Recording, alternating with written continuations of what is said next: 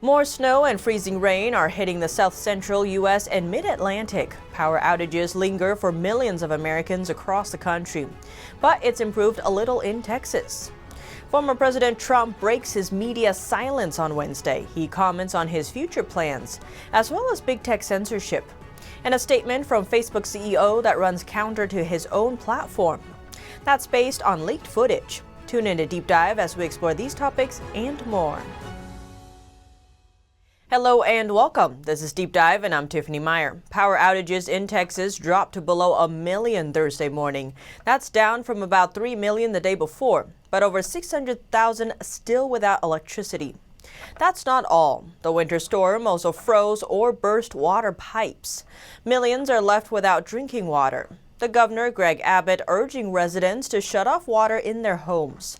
That's to prevent more busted pipes and to preserve pressure. Texas officials ordered 7 million people to boil tap water before drinking. That's a quarter of the population. One Texas county has seen over 300 carbon monoxide poisoning cases, with 100 of the victims sent to the emergency room. To avoid poisoning, experts say people should avoid running their cars inside garages, using grills indoors, or turning on ovens to heat homes. So just how big is the storm? Well, all 254 counties in Texas were under a winter storm warning at the same time. More snow is blanketing the south-central U.S. and heading across the mid-Atlantic. The snowstorm peaked on Wednesday, but more is on the way. Governor Greg Abbott says every source of power in the state has been compromised due to systems freezing up or equipment failure. But he says it could have been worse. But the American Clean Power Association says it's an extreme weather problem, not a clean power problem. Texas is the only state with its own power grid independent of Washington, D.C. The nonprofit Electricity Reliability Council of Texas, or ERCOT, manages the grid. Governor Abbott is calling to investigate the group.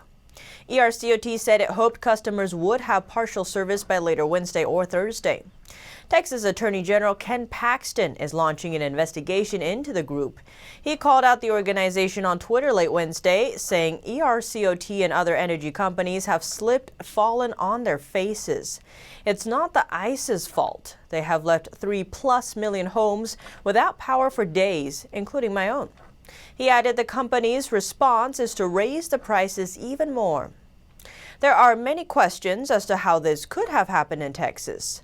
One energy expert told the Texas Monthly it takes more energy to keep homes warm than cool, and Texas is geared towards AC, or keeping homes cool. He said the difference is in the summer there's no competition for natural gas, but in winter about 60% of homes in Texas use electricity for heating, and the other 40% use natural gas. This causes a strain on the energy system from competing demands for both natural gas and electricity at the same time. Others say the blackout problem goes back to 1999. When then-Governor George W. Bush signed the bill on electric utility restructuring into law.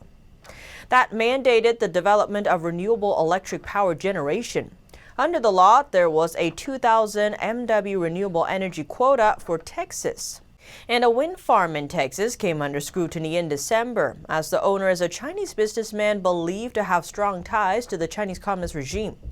The property is near the Air Force's largest pilot training base. The federal government has the power to block such investments for national security reasons, but chose not to. Investment firm founder Kyle Bass has deep concerns after visiting the area. He tweeted at the time that the landowner can bring people and cargo in and out of Mexico with little oversight. And Texas Senator John Cornyn tweeted at the time that the government is reviewing the situation. Senator Ted Cruz is coming under fire after pictures surfaced of him flying to Cancun with his family.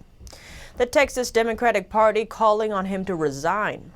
This comes as Cruz's former opponent, Beto O'Rourke, worked to get senior citizens to warmer places and food. Cruz has since responded, saying, like millions of Texans, our family lost heat and power too. He went on to say since school was canceled, his daughters asked to take a trip with friends, and so they flew down. Cruz says he is flying back in the afternoon.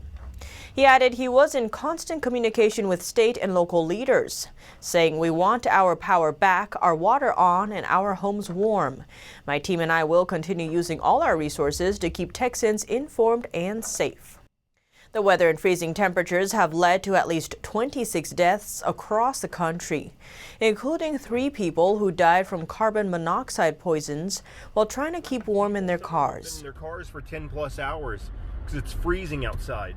And New York seeing another snowfall Thursday morning. It's expected to hit the Hudson Valley.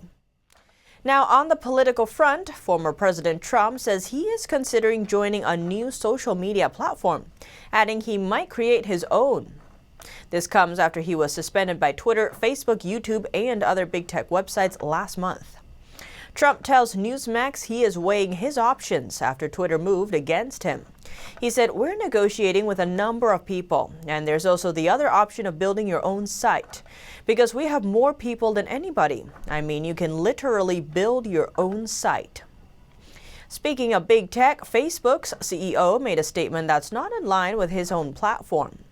Based on leaked footage from Project Veritas, Mark Zuckerberg is seen raising concerns about virus vaccines changing people's DNA, even though his company doesn't allow content that makes this claim, calling it misinformation. In the video, he questions the vaccine safety while assuming they change the recipient's DNA. But I do just want to make sure that I share some caution on this because we just don't know the long-term side effects of basically modifying people's DNA and RNA to directly encode in a person's DNA and RNA, basically the ability to produce those antibodies, and whether that causes other mutations or other risks downstream. But Zuckerberg's comment seems to run counter to what's allowed on his own platform. Last week, Facebook issued a new policy on content related to COVID-19 vaccines. It states the goal of this policy is to combat misinformation about vaccinations and diseases, which, if believed, could result in reduced vaccinations and harm public health and safety. Facebook says its policy is meant to allow people to discuss, debate, and share their personal experiences and opinions. But the tech giant banned claims that say COVID-19 vaccines change people's DNA. That's, of course, after Zuckerberg himself raised those concerns. But then in November, he appears to change his stance as he interviews leading government scientists, Dr. Fauci. And just to clear up one point, I mean, my understanding is that these vaccines do not modify your DNA or RNA. So I think that's just an important point to clarify. If I'm getting anything wrong here, of course, correct me. But but just to make that clear. Facebook did not respond right away to a request for comment. In Australia, Facebook is restricting sharing news content. That's in retaliation to Prime Minister Scott Morrison's proposed news media bargaining code, which would make big tech companies like Facebook and Google pay for news. Google will pay. It's paying News Corp, the owner of the Wall Street Journal and other global outlets, to use its content in the US, UK, and Australia. But Facebook is not. Major news outlets found out Thursday morning their Facebook pages had been banned. These include the Sydney Morning Herald, the Australian, the Age, and the Epoch Times, our sister media. But it's not only news pages. Websites for the state Queensland Health Department, the National Bureau of Meteorology, members of Parliament, and even non-profit organizations, such as the 1800 Respect and trade unions, also saw their pages wiped. Former Chief Executive Officer for Facebook Australia and New Zealand, Stephen Sheeler, told Sky News Facebook is not being a good corporate citizen and going beyond normal negotiations, which has affected services that give Australians very practical and essential information. He added if this was a Chinese company, not an American one, doing the same thing, we'd be up in arms, saying it was an attack on democracy. And now Executive Director at Reset Australia, Chris Cooper, is calling for better regulation around big tech. He told Sky News this is the biggest argument that could be made for better regulation around these platforms to mitigate the harms these reckless decisions have on our democracy. And on the note of pages being banned by big tech, this channel, the Deep Dive Twitter account, has been suspended. We've since appealed but have yet to hear back from Twitter. But you can find us on Parler, Gab, as well as ntd.com, which has all of our episodes, in case we disappear off YouTube as well. And as a reminder, YouTube has demonetized us, meaning our ability to run ads or earn money has been taken away. So we rely on donations from you or sponsors to continue getting our content out there. Thanks for tuning in to Deep Dive. Let me know what you think below. I'm Tiffany Meier, and see you soon.